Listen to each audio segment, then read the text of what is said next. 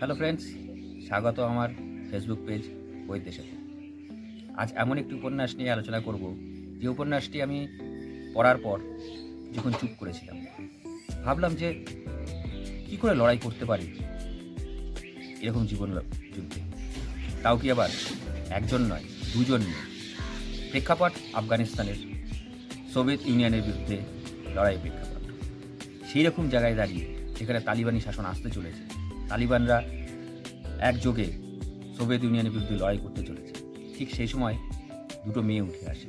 একজনের নাম মারিয়াম আর একজনের নাম লাইলা। মারিয়াম হচ্ছে অশিক্ষিত এবং দারিদ্র ঘরের। তিনি ছোটোবেলার থেকেই অভাব দেখেছে এবং জীবনযুদ্ধের লড়াই চালিয়েছে। তার সাথে বিয়ে হয় তার থেকে বয়সে অনেক বড় রশিদের সাথে। সেখানে এসেও তাকে এই জীবনযুদ্ধের লড়াই চালাতে হয়েছে।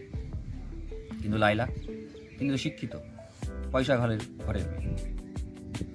ছোটোবেলার থেকেই তিনি সুখ স্বাচ্ছন্দ্য দেখে এসেছেন, কিন্তু তার জীবনটাও বদলে দেয় একটি যুদ্ধ। যে যুদ্ধে তাকে দাঁড় করায় তীব্র আর্থিক সংকটের সামনে এবং তার বিয়ে করতে বাধ্য হয় রশিদকে। আশ্চর্য ব্যাপার কি জানেন, ঘরে দুই সতীন থাকলে তাদের মধ্যে ঠোকাঠুকি লাগে, কিন্তু এই গল্প দেখিয়েছে সময়ের মারে এই দুই সতীন ভালো বন্ধু পরিণত হয় এবং তারা একযোগে তারা জীবনযুদ্ধে লড়াই করেন এবং টিকে থাকে। তারপর সোভিয়েত শাসন শেষ হয় এবং তালিবানের শাসন শুরু হয়, সেখানেও তারা জীবনযুদ্ধে লড়াই করেছে। ব্যাস এটুকুই বলব। পুরোটা পড়তে হলে অবশ্যই গল্পটা পড়তে হবে। খালিদ হোসেন গল্পটি লিখেছেন, আফগানিস্তানের একজন বিখ্যাত লেখক বা উপন্যাসিক বলতে পারি।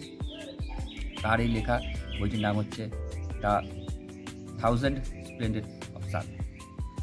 এটি বেস্টসেলিং বই ছিল তার, সুন্দর একটি উপন্যাস। যদি আপনারা পড়তে চান, ইনস্টাগ্রামে বা ফেসবুকে লিঙ্ক দেওয়া থাকবে, বা ইনস্টাগ্রামে বায়োতেও লিঙ্ক দেওয়া আছে, সেখান থেকে নিয়ে আপনারা পড়তে পারেন। জীবনযুদ্ধের এই লড়াই আপনাদের প্রত্যেকে পড়া উচিত, কারণ আমরা প্রত্যেকেই জীবনযুদ্ধের লড়াই করছি। কখনো ভেঙে পড়ছি, কখনো আবার এই লড়াই শুরু করছি। এই লড়াই আপনাকে চালিয়ে যেতে এবং আপনাকে অনুপ্রাণিত করতে এই বই আপনাকে অবশ্যই সাহায্য করবে। পড়ে দেখুন।